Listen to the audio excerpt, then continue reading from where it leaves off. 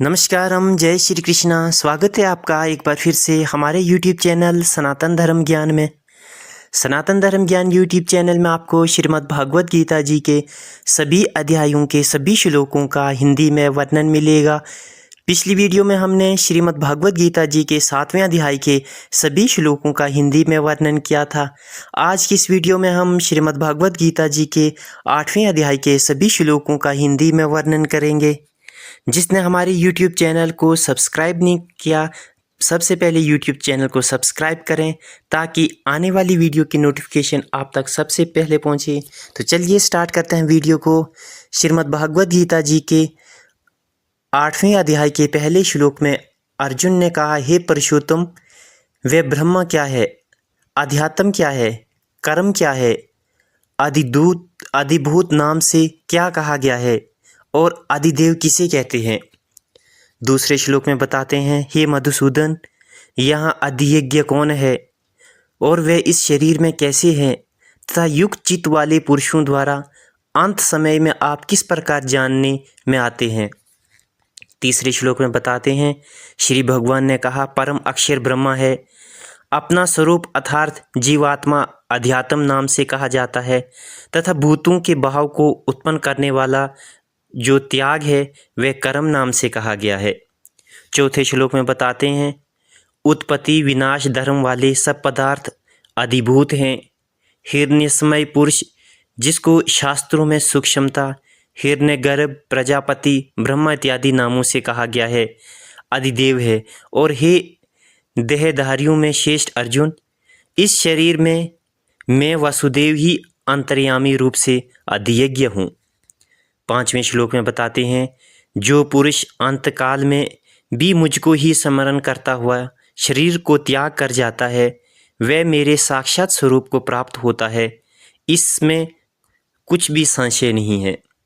छठे श्लोक में बताते हैं, हे कुंती पुत्र अर्जुन, ये मनुष्य अंतकाल में जिस जिस भी भाव को स्मरण करता हुआ शरीर त्याग करता है उसको ही प्राप्त होता है, क्योंकि वह सदा उसी भाव से भावित रहता है।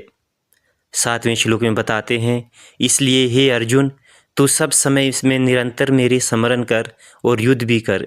इस प्रकार मुझ में अर्पण किए हुए मन बुद्धि से युक्त होकर तो निसंदेह मुझको ही प्राप्त होगा।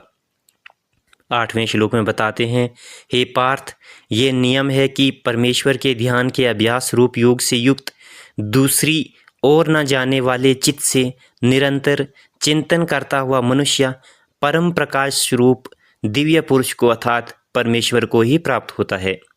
नौवें श्लोक में बताते हैं, जो पुरुष सर्वज्ञ, अनादि सबकी नियत, अंतर्यामी रूप से सब प्राणियों के शुभ और अशुभ कर्म के अनुसार शासन करने वाला, सूक्ष्म से भी अति सूक्ष्म, सबके धारण पोषण करने वाले, अचिंत्य स्वरूप सूर्य के सदृश नित्य वेद चेतन प्रकाश रूप से और अधिविदा से परे शुद्ध सच्चिदानंद परमेश्वर का स्मरण करता है। 10वें श्लोक में बताते हैं, वह भक्तियुक्त मनुष्य पुरुष अंतकाल में भी योग बल से भ्रुकुटी के माध्यम प्राण को अच्छी प्रकार स्थापित करके फिर निश्चित मन से स्मरण करता हुआ उस दिव्य रूप परम पुरुष परमात्मा को ही प्राप्त होता है।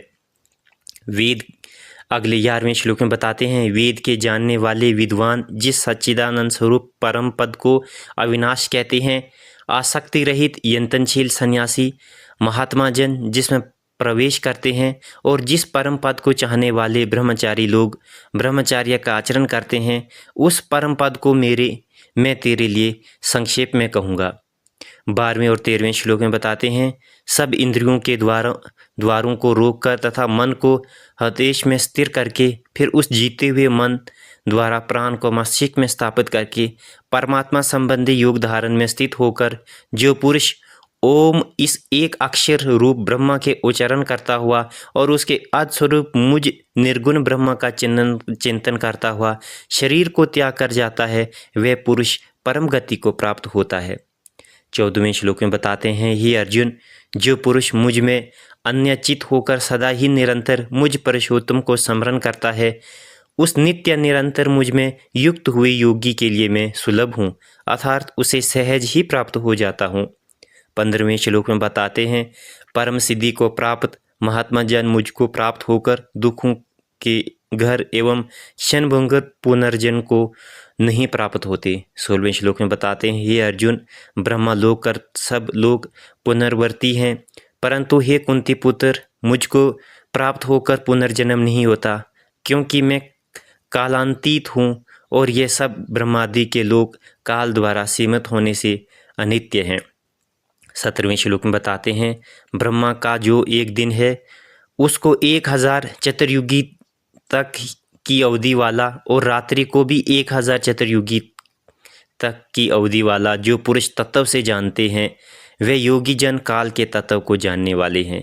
18वें श्लोक में बताते हैं, संपूर्ण चराचर भूतगण ब्रह्मा के दिन के प्रवेश काल में अव्यक्त से अर्थात ब्रह्मा के सूक्ष्म शरीर से उत्पन्न होते हैं और ब्रह्मा की रात्रि के प्रवेश काल में उस अव्यक्त नामक ब्रह्मा के सूक्ष्म शरीर में ही लीन हो जाते हैं।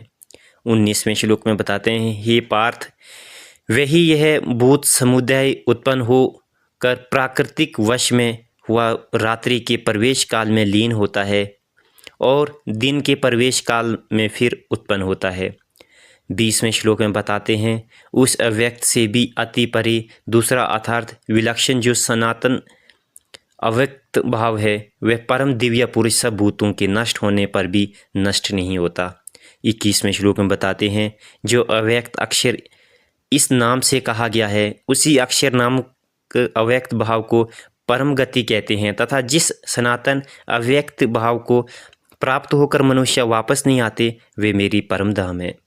22वें श्लोक में बताते हैं, हे पार्थ, जिस परमात्मा के अंतर्गत सर्वभूत हैं और जिस सच्चिदानंद परमात्मा से वह समस्त जगत परिपूर्ण है वह सनातन अव्यक्त परम पुरुष तो अन्य भक्त से ही अन्याय भक्ति से ही प्राप्त होने योग्य है।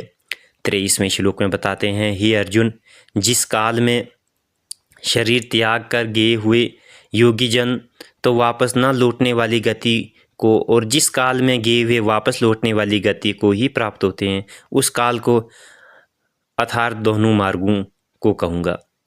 24वें श्लोक में बताते हैं, जिस मार्ग में ज्योतिर्मयी अग्नि अभिमानी देवता हैं, दिन का अभिमानी देवता है, शुक्ल पक्ष का अभिमानी देवता है और उत्तरायण के 6 महीने का अभिमानी देवता है, उस मार्ग में मर कर गए हुए ब्रह्मा वेतन योगी जन उपयुक्त देवताओं द्वारा क्रम से लिए जाकर ब्रह्मा को प्राप्त होते हैं। 25वें श्लोक में बताते हैं, जिस मार्ग में धूमाभिमान देवता हैं, रात्रि अभिमानी देवता है तथा कृष्ण पक्ष का अभिमानी देवता है और दक्षिणयान के 6 महीने का अभिमानी देवता है, उस मार्ग में मरकर गया हुआ सकाम कर्म करने वाला योगी उपयुक्त देवताओं द्वारा क्रम से ले गया हुआ चंद्रमा की ज्योति को प्राप्त होकर स्वर्ग में अपने शुभ कर्मों का फल भोगकर वापस आता है। 26वें श्लोक में बताते हैं, क्योंकि जगत के ये 2 प्रकार हैं, शुक्ल और कृष्ण अर्थात देवयान और पितृयान मार्ग सनातन माने गए हैं। इनमें एक द्वारा गया हुआ जिसमें वापस नहीं लौटना पड़ता उस परम गति को प्राप्त होता है और दूसरे के द्वारा गया हुआ फिर वापस आता है अर्थात जन्म मृत्यु को प्राप्त होता है। 27वें श्लोक में बताते हैं, हे पार्थ, इस प्रकार इन दोनों मार्गों को तत्व से जानकर कोई भी योगी मोहित नहीं होता। इस कारण हे अर्जुन, तू सब काल में समबुद्धि रूप से योग से युक्त हो अर्थात निरंतर मेरी प्राप्ति के लिए साधन करने वाला हो। 28वें श्लोक में बताते हैं, योगी पुरुष इस रहस्य को तत्व से जानकर वेदों के पढ़ने में तथा यज्ञ तप और दानादि केत करने में जो पुण्य फल कहा है उन सब को निसंदेह उल्लंघन कर जाता है और सनातन परम पद को प्राप्त होता है। ये थे श्रीमद् भागवत गीता जी के 8वें अध्याय के सभी श्लोकों का हिंदी में वर्णन। अगली वीडियो में हम श्रीमद् भागवत गीता जी के 9वें अध्याय के सभी श्लोकों का हिंदी में वर्णन करेंगे। आप हमारे YouTube चैनल सनातन धर्म ज्ञान को सब्सक्राइब करें तथा बेल आइकन ज़रूर दबाएं ताकि आने वाली वीडियो की नोटिफिकेशन आप तक सबसे पहले पहुंचे। नमस्कारम, जय श्री कृष्णा।